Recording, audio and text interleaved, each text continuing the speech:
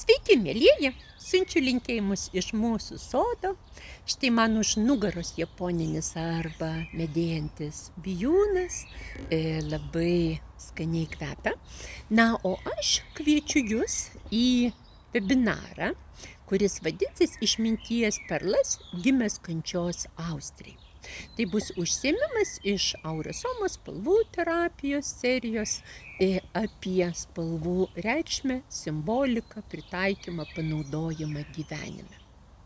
Panašiai kaip kad austrės gyvenime, kartais į austrės geldelę patenka smėlio smiltelė ir labai minkštam ir švelniam moliuskui toji smiltelė atrodo kaip rakštis užpakalyje. Labai skauda, tai yra didelė kančia.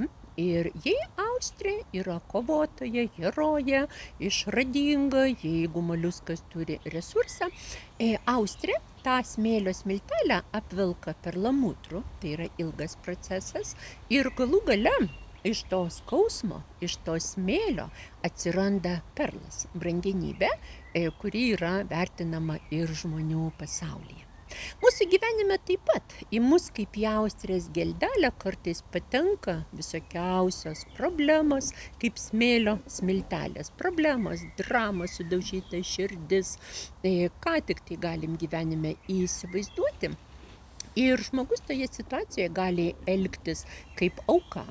Auka dažniausiai jaučiasi neatsakinga už tai, kas vyksta, o atsakomybę ir kaltę perkelia aplinkybėm, žmonėms, situacijom, kam tik nori, tik tai ne savo.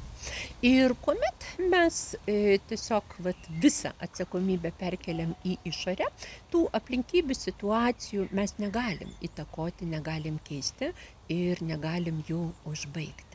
Jei žmogus yra herojus, didvyris, tokioje situacijoje mes sakom, sąmoningų protų galbūt ir nesirinkčiau tokių išgyvenimų, bet jei jau taip atsitiko, greičiausiai tai yra geriausia situacija man mokytis ir augti.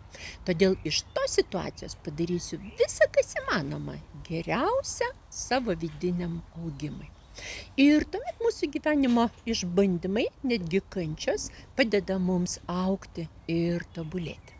Apie tai ir daugelį kitų dalykų pasakosiu artėjančio trečiadienio seminare.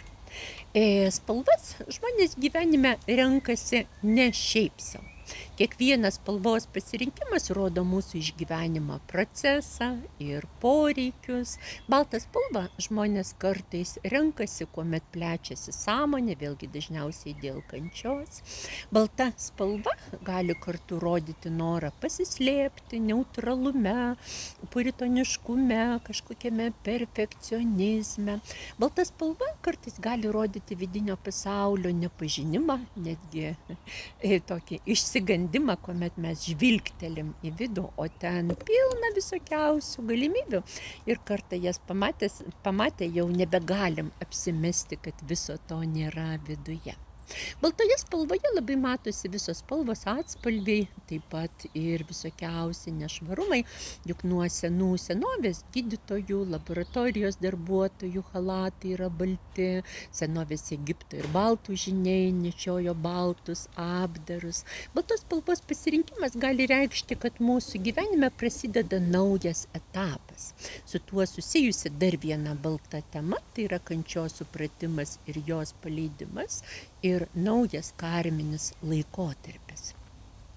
Kad iš tiesų gyvenime mes pabaigtume tai, kas baigėsi, ir pasiimtume tik tai, kas labiausiai vertinga, taigi tuos perlus, kuriuos užauginom savyje ir sumokėjome didelę kainą už tą vidinę išmintį, mes turim žinoti spalvų reikšmes.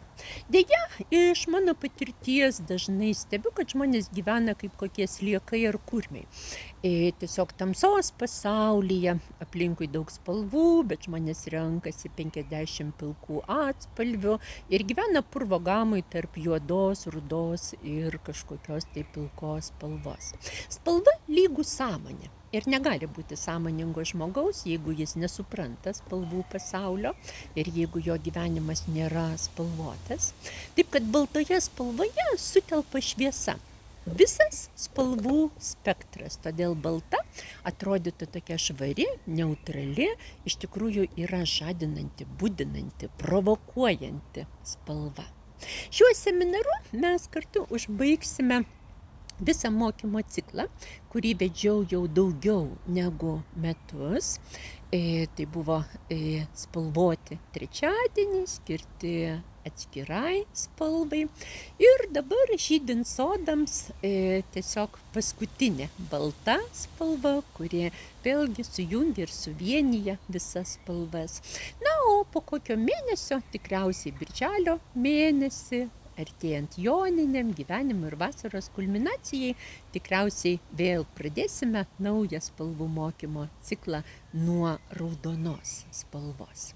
Taigi, mielieji, kviečiu susipažinti su balta spalva, galbūt norėsite šias žinias panaudoti savo aprangoje, dizaine, interjere, labiau pažindami žmonės, artimuosius.